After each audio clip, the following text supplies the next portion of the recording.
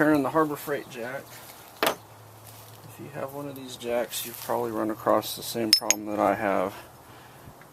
This piece comes undone, the threads of the bolts kind of strip, and the front end falls off while you're trying to jack something.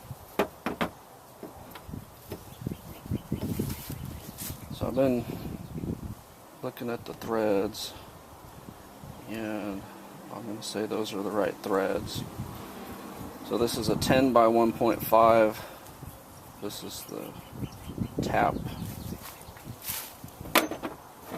corresponding die. So the process is basically rethreading the threads through the die. The threads on here are in very good shape. I'm still going to run the tap through them. It was a size, I guess that's a 6. I was making sure it wasn't a 9. Size 6 of the hex key or Allen wrench.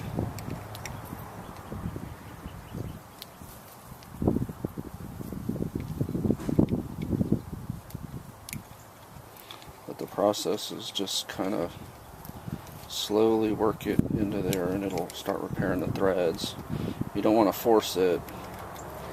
If you've got the wrong size, or you get this thing crooked in here, it'll recut the threads wrong.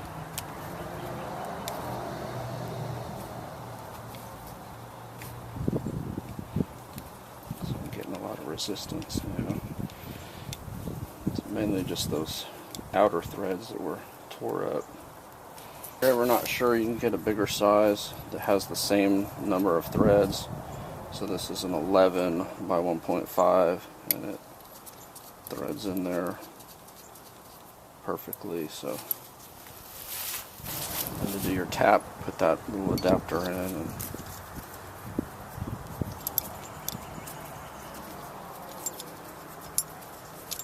just cleaning up the threads in here. Like I said, they were pretty clean. It was mainly the bolt that was bad, but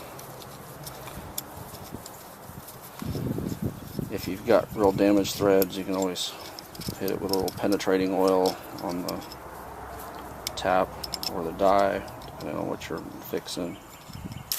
So,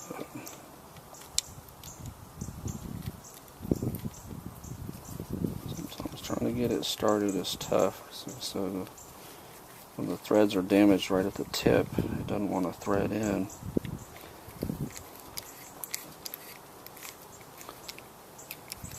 And you have to be careful that you're not getting it in there crooked.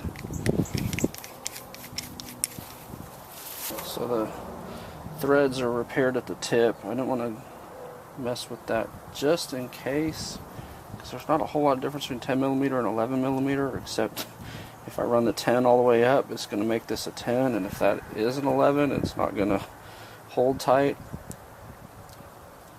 Because it was kind of a toss-up that running this through the 11, it threads right in.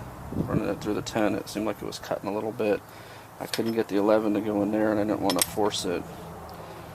Obviously, if you go too big here, you're okay. If you go too small here, you're in trouble. If you go too small here, you're okay. If you go too big here, you're in trouble. So just keep that in mind.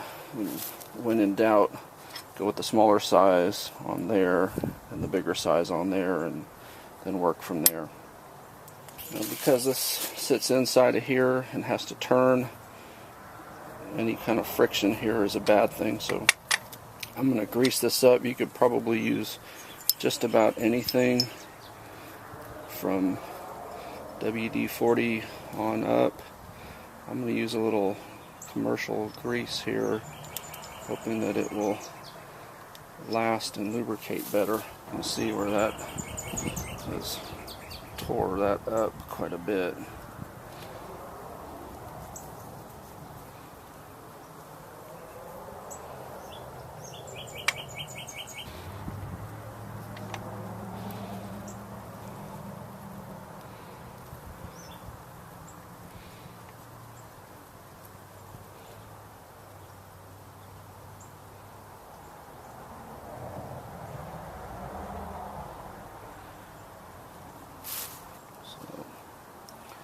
Hopefully that will turn much more smoothly in there now.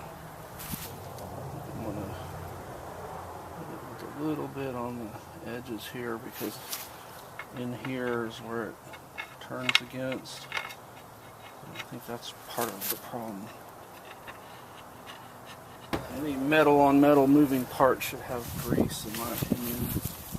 Ungreased metal on metal is a recipe for disaster, I think.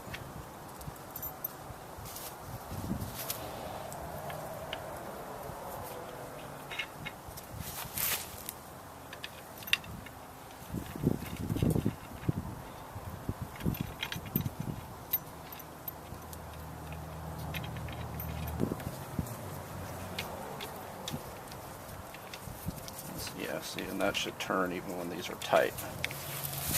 Before, it would not turn. So see, I'm even torquing these down and that's still turning. Before, it would not turn at all. So that's how it should be. It should turn. So I would call that a success.